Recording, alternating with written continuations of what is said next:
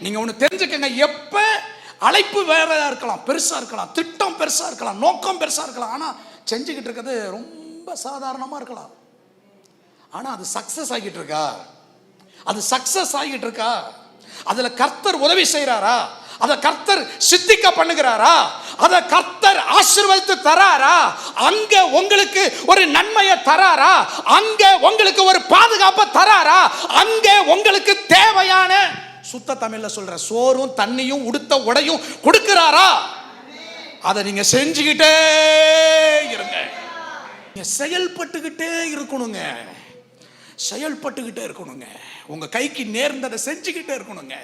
நீங்க சும்மா மட்டும் இருந்துடக்கூடாதுங்க. நீங்க சும்மா மட்டும் உட்கார்ந்துடக்கூடாதுங்க. நீங்க முடங்கிற மட்டும் கூடாதுங்க. நீங்கள் செயல்முறையில, செய்முறையில நீங்க என்ன பண்ணணும்? உங்க கைக்கு நேர்ந்ததை கர்த்தர் உங்க கண்ணுக்கு முன்னாடி தந்திருக்கிறத நீங்க செஞ்சுக்கிட்டே இருங்க.